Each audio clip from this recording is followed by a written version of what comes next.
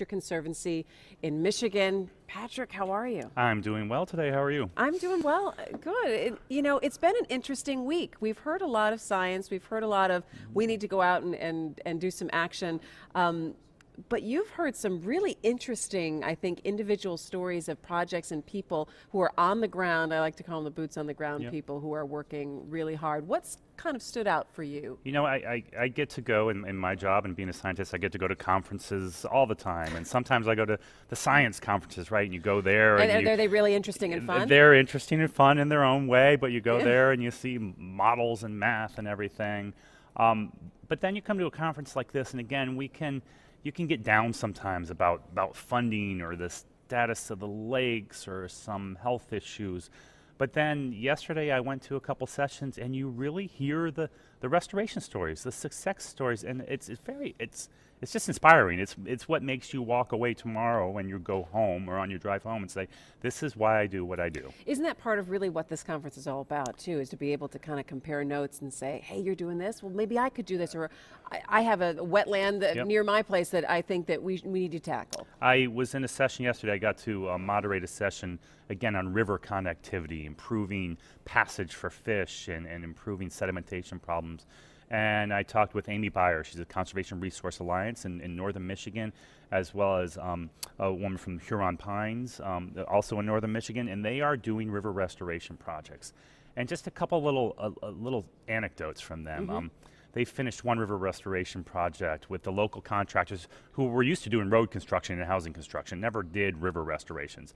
And they finished building a new bridge and connecting one side of the stream to the other so fish had access to miles and miles upon miles of spawning areas.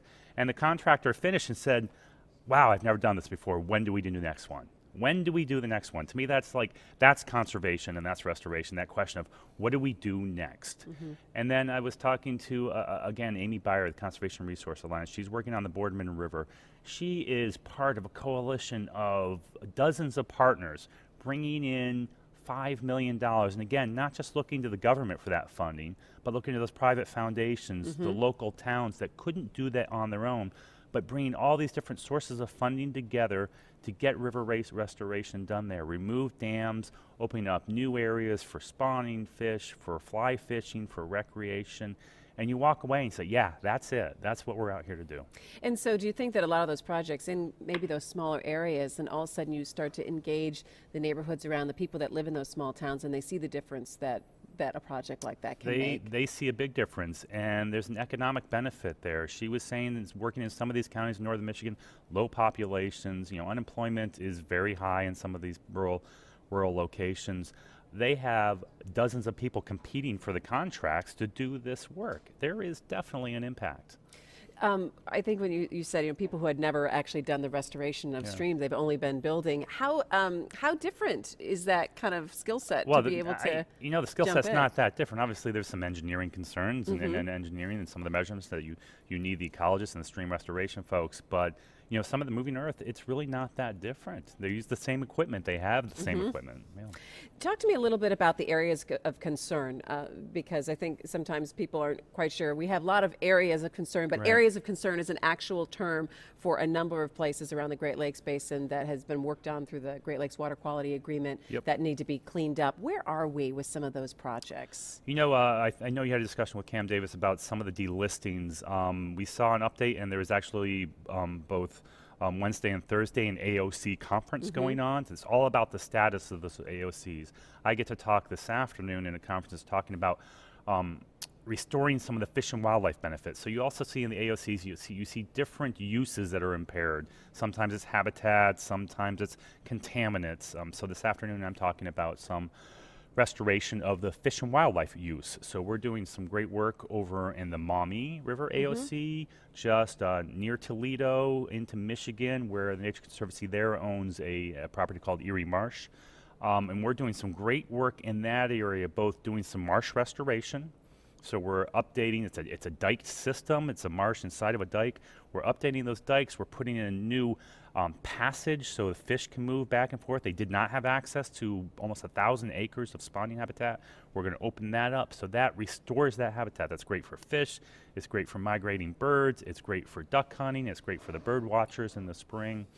And not only we're doing that, but we're also kind of going back to the science, which I love to do, step back and think about that science and planning and say, okay, we can do the work here. It's a no-brainer right here, but where is the next spot? Where should the next restoration be?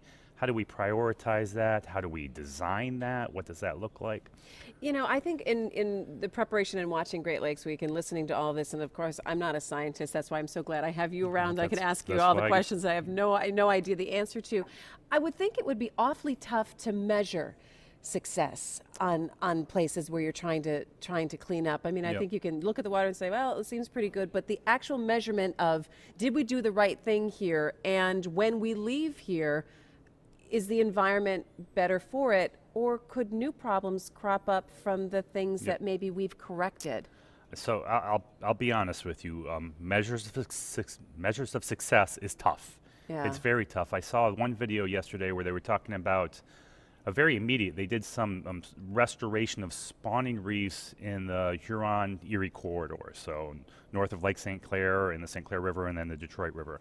And they did some reef restoration there. They saw immediate response. Sturgeon started spawning in places they hadn't in years. Okay, so that that happened. Like, that was easy, we right? know that one. That we know was that obvious. That's good. But a lot of times the benefits we're going to see from some of these restorations, they might be at best a couple years off, probably 5, 10 years off before you see the full improvements. That's not very satisfying when a funder, private or public funder or corporate funder, says, I want you to spend my money, and what do I get? Where's my results? So we have to be very good at thinking about those, short-term, medium-term, and long-term results. I can't say, if you spend this $1 million in a restoration, we're going to save the world tomorrow. You're not going to see that, and you'll be disappointed in me. But I can say, you know what? I will be able to remove some invasive species on this many acres, and you will see that. And then next year, you might see a response where more ducks are now able to use those wetlands and marshes. And maybe 5 years, there might be more hunters, and you'll start seeing an economic benefit, some local economic activity around that. And then 10 years, then we'll save the world. Okay, well, that'll take just, maybe 15, a couple years? Yeah. Maybe 15. So as we leave Great Lakes Week today, what do we take out of this week, and what do you think the big projects are going to be in this next year? There's a couple big things. So I still think... so my critique of where we are, and again, I'm including myself as a conservation person, is we're still kind of in the coordination phase, and we're starting to get into this kind of collaboration and true integration. So to me, we're kind of on that coordination. We're aware of some of our activities. We have these joint conferences. We have a Great Lakes Week where some of these meetings are held in the same place, so that I don't have to go to one city and you go to a different city. So we're in that coordination collaboration, but we need to get to this kind of true integration where we're completely working together towards some common goals. I think we will begin to see that over the next year with aquatic invasive species. I hope that we will have all of our states at the same table, on the same plane, saying, you know what, here's what we're going to do. There won't be a weak link in that chain at all, and it will be a unified front on aquatic invasive species, from the science to the management to the early detection and response to what are we going to do if we see something show up. So that'll be one thing that I expect us to be in the next year. Let me ask you about that, about aquatic invasive species and specifically carp. What do we do if something shows up? Are we preparing for that? There's been so much conversation about we need to stop them from getting into the Great Lakes, and again with eDNA, they're not quite sure what all that means, if there's actually the presence of fish or how it actually got there. Is there preparation being made for when they show up? I know that we don't want to say that they're going to be there, but is there some thoughts that they could already be in the system? Yeah, I mean, again, the eDNA is what we call an early detection tool, right? And what's great about that is over the past year, there have been eDNA samples throughout the Great Lakes. So that early detection has been put in place. So that's the first great step. So if something's there, we can tell. And then by doing that, again, all the states and the federal agencies and the nonprofit organizations like the Nature Conservancy are working together, saying, okay, if we do detect something, then what do we do? And again, it's not like you could say, wow, we got a hit on the eDNA for a positive carp response, and that means there are 100 carp there, and that's exactly where they are. You don't know. So then we also have to back up and enlist those the people with the local knowledge, the anglers that go out fishing, the boaters, the local DNR, the local municipalities are sampling. You have to make the local people aware if they see dead Asian carp washed up on the beach. So you have to bring in that whole community of people, again, that have that local knowledge, but then kind of that regional expertise to say, okay, what exactly do we do? How do we catch something? What do we do? All right, Dr. Patrick Doran from the Nature Conservancy, thanks for joining us Thank here you. on Great Lakes Now, and we'll talk to you a little later on today. Good luck Yes. with your session. All right. All right, we'll see you later.